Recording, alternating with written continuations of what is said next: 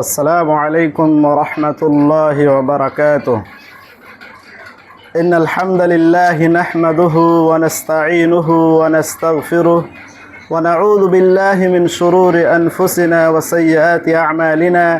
من يهده الله فلا مضل له ومن يضلل فلا هادي له، وأشهد أن لا إله إلا الله وأشهد أن محمدا عبده ورسوله.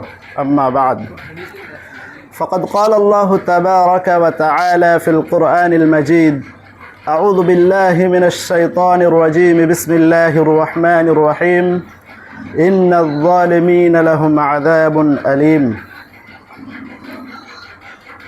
সম্মানিত শ্রোতা মণ্ডলীগণ, আমি আপনাদের সমক্ষে আজকে যে বিষয়ের উপরে আলোকপাত করতে চাই সেটি হচ্ছে জুলম।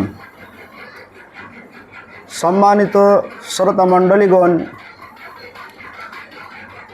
জুলম, অত্যাচার, অন্যায় এটি একটি অনেক বড় পাপ এবং এটি হচ্ছে একটি কাবিরা গুনাহ।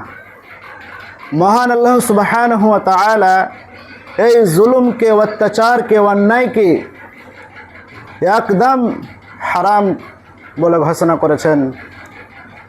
আল্লাহ সুবহানাহু ওয়া তাআলা হাদিসে কুদসির মধ্যে বলছেন: ইয়া ইবাদি ইন্নী হাররামতু যুলমা আলা নাফসি ওয়া জাআলতুহু বাইনাকুম মুহাররামান ফালা তাযালামু।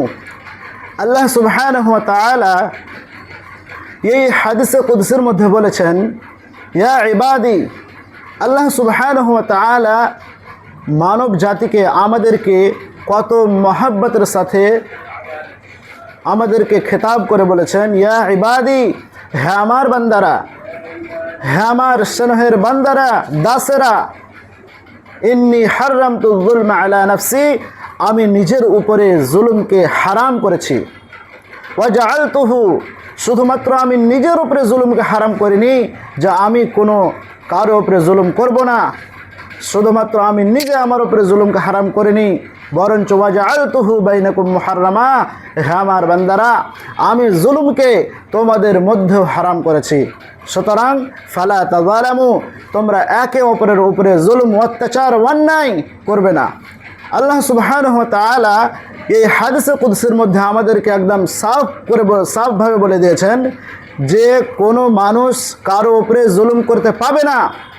কোনো জানোয়ারের উপরে হোক, কোনো মানুষের উপরে হোক, বা যে কোনো প্রাণীর উপরে হোক না কেন, কোনো মানুষের জন্য আল্লাহ রাব্বুল আলামিন এতটুকু পারমিশন দিয়ে রাখেননি, কোনো মানুষকে এতটুকু অধিকার দেননি, অনুমতি দেননি যে সেই অন্যের উপরে জুলুম করবে, অত্যাচার করবে। কাউকে যদি আল্লাহ তাআলা মাল দিয়ে থাকেন, ধন দিয়ে থাকেন, সম্পদ দিয়ে থাকেন, তাহলে তাকে তার কাছেই রাখতে হবে। এটা নয় যে আমার পড়োশি গরিব মিসকিন এই বলে, আমার সন্তান রয়েছে বেশি এই বলে আমি ওদের উপরে জুলুম করব, অন্যায় করব, অত্যাচার করব, এটা চলবে না। কিংবা আপনার অধীনে আপনার ছেলে মেয়েকে, সন্তান সন্ততিকে আল্লাহ রাব্বুল আলামিন আপনার অধীনে রেখেছেন, তো সন্তান সন্ততিদেরকে যেমনভাবে আল্লাহ তাআলা আপনার অধীনে রেখেছেন তাদের ভালোভাবে দেখাশোনা করতে হবে। তাদের উপরে জুলুম করা, অন্যায় করা, অত্যাচার করা মোটেই চলবে না। আল্লাহ সুবহানাহু ওয়া তাআলা যাদেরকে আমাদেরকে খিলান, আমাদেরকে পড়ার কাপড় চোপড় হনে নিয়ে আমাদেরকে খাওয়া দাওয়ার ব্যবস্থা, সমস্ত জিনিসের প্রয়োজন আল্লাহ রাব্বুল আলামিন পূর্ণ করেন, যখন আল্লাহ সুবহানাহু ওয়া তাআলা নিজের উপরে জুলুমকে হারাম করেছেন, তবে আমাদের কোনো এখানে অনুমতি নেই বা পারমিশন নেই। আমরা বান্দা হিসাবে কেমনভাবে আমরা একে অপরের উপরে জুলুম করতে পারি? আল্লাহ তাআলা যখন নিজের উপরে জুলুমকে হারাম করেছেন এবং আল্লাহ সুবহানাহু ওয়া তাআলা চাইলে জুলুম করতে পারেন বান্দাদের উপরে, গুনাহের সাজা তখনই দিয়ে দিতে পারেন।